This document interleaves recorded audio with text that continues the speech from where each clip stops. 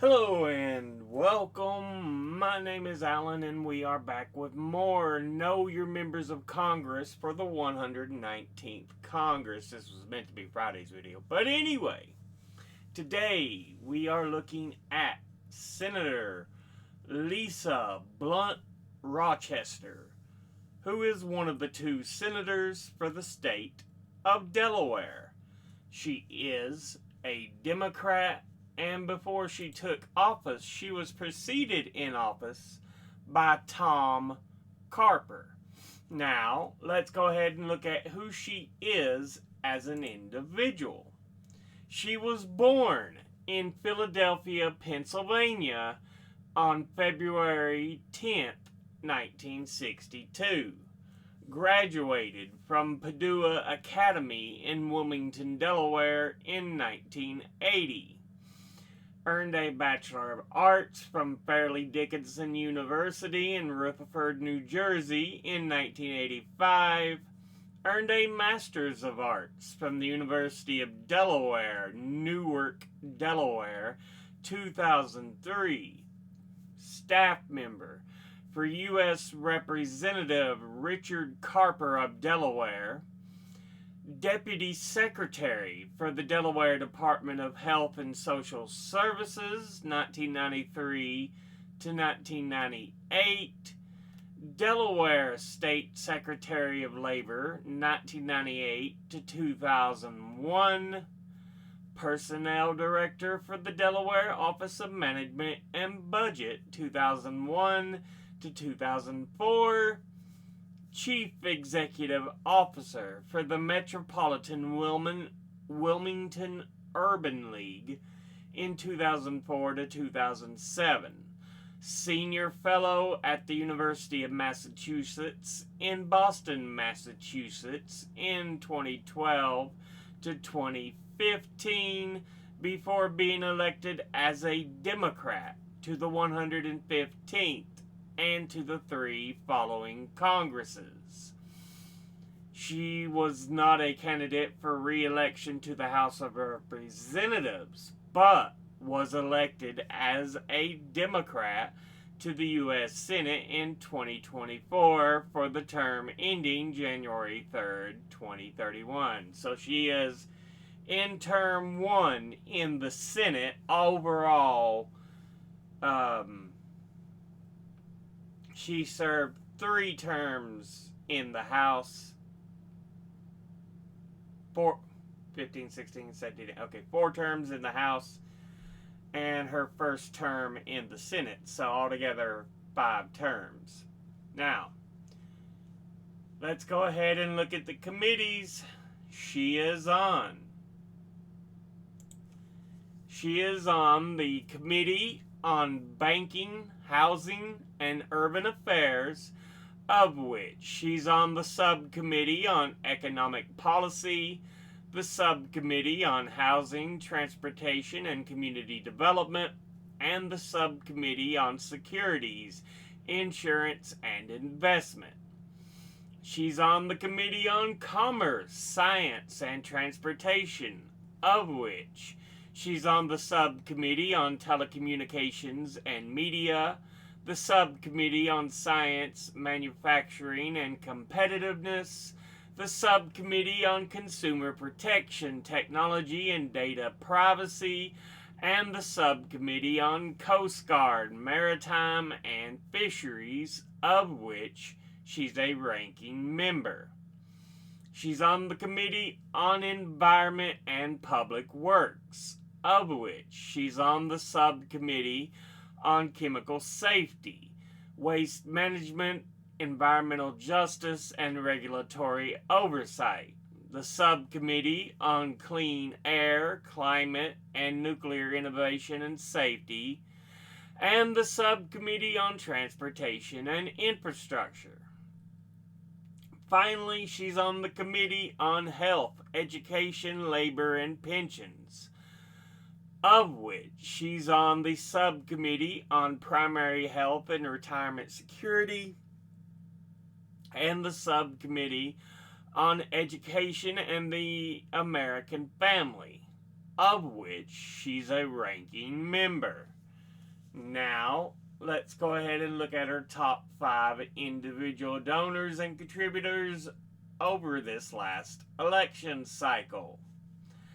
At the top, number 1, we have Young, Conaway et al., their full name being Young, Conaway, Stargett, and Taylor LLP, an American law practice based in Wilmington, Delaware, that is the second largest law firm in the state of Delaware and provides legal services to a number of local and international clients. In 2014, it was ranked by Chambers USA Legal Organization as a national leader in the legal profession, and from 2011 to 2015, it represented J. Miscavige during the Miscavige Emeralds hoax. The firm notably served as the now defunct Kodak's legal counsel during the camera company's bankruptcy proceedings and long-standing patent disputes with Apple.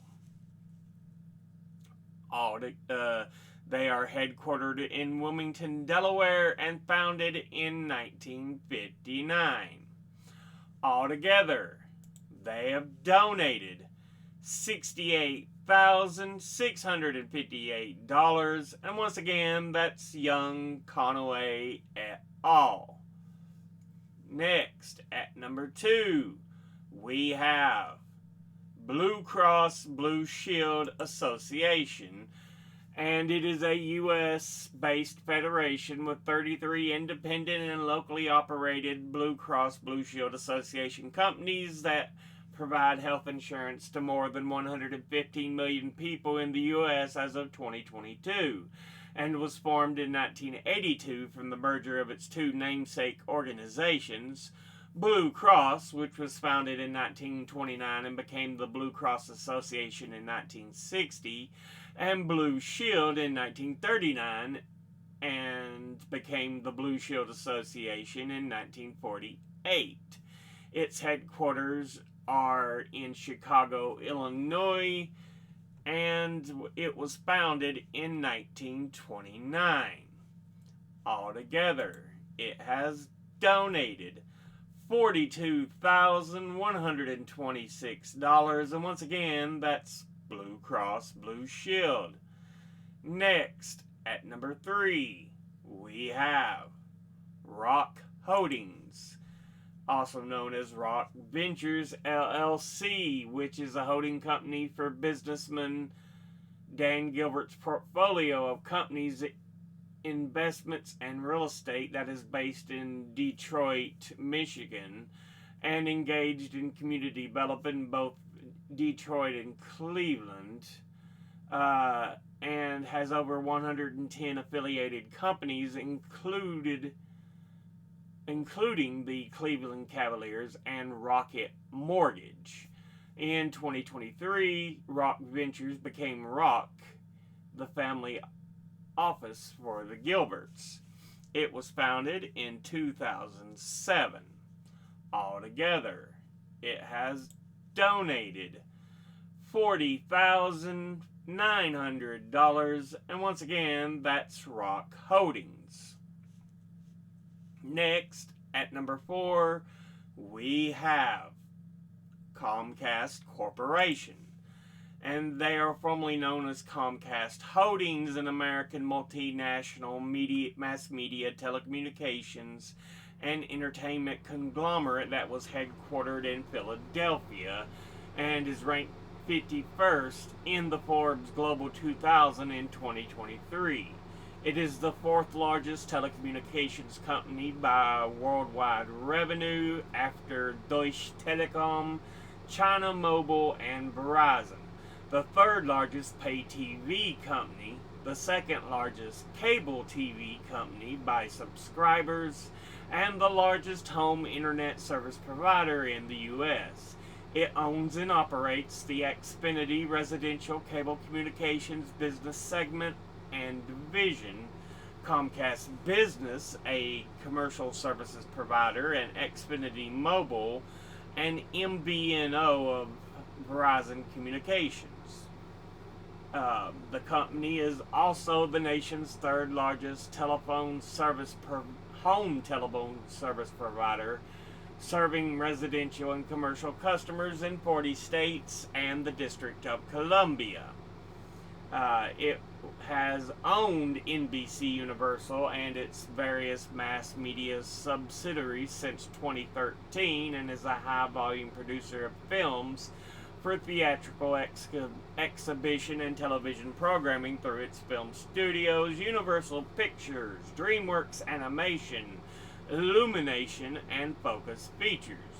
Its over-the-air national broadcast network channels include the National Broadcasting Company, one of the U.S.'s big three television networks, NBC, Spanish language channels, Telemundo, Telecitos, and Universo, television stations like COSI TV, multiple cable-only channels such as MSNBC, CNBC, USA Network, Sci-Fi, Oxygen 2 True Crime, Bravo, and E!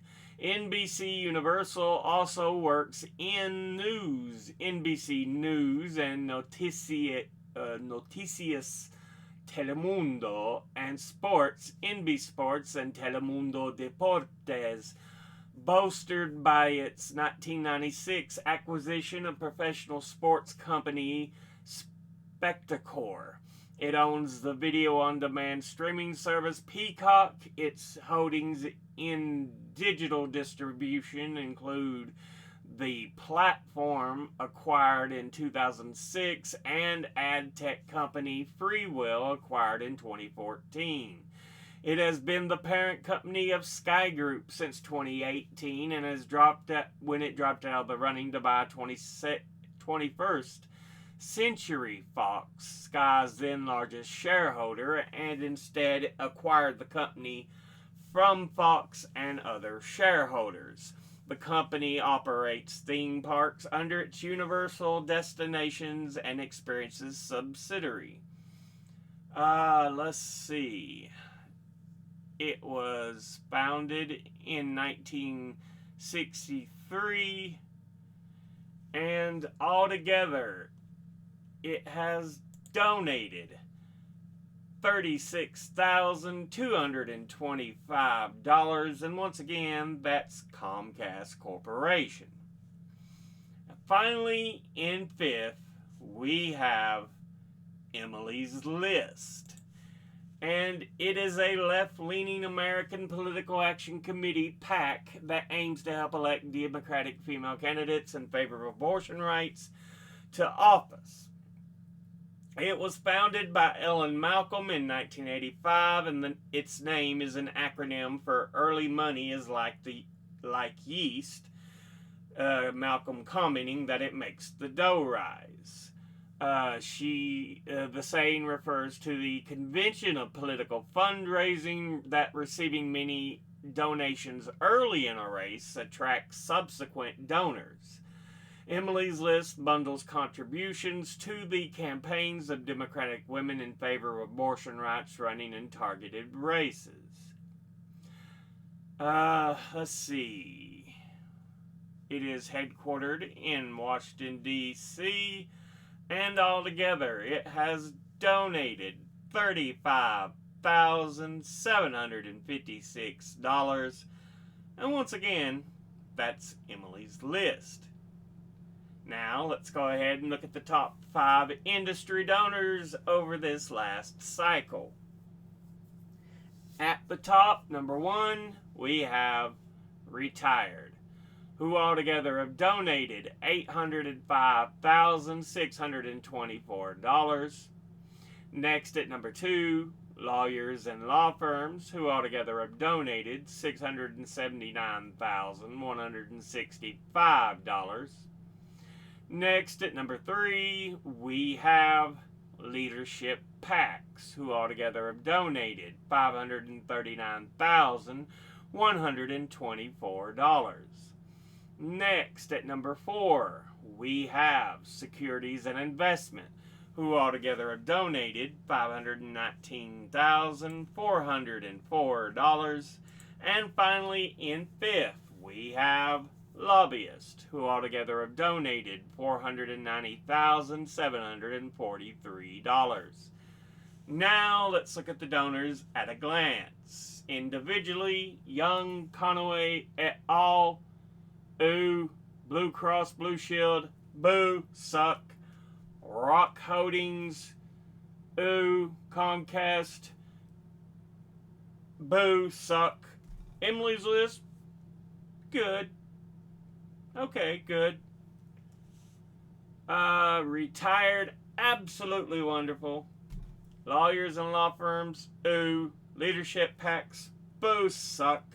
Securities and investment, ooh. Lobbyist, boo, suck. So yeah, most of them just really suck ass. They do. Emily List is okay. I'm normally not a big fan of PACs and stuff, but it does the right thing by fighting for women's freedoms and abortion rights, bodily autonomy, things they should be able to do with their own body instead of these right-wing nutcases who screw everybody else over because they want them to be what they want them to be instead of allowing freedom and independence. And then retired, like I said, always good when it's about the people. But this has been a look at Senator Lisa Blunt Rochester, who is one of the 2 senators for the state of Delaware. As always, educate thyself, think, read, study, learn. Someone tells you something you have trouble believing, ask them to cite their sources. I'll be putting my links and sources in the description box below the video. Thank you all for watching. I'll see you all in the next one. Until then, later.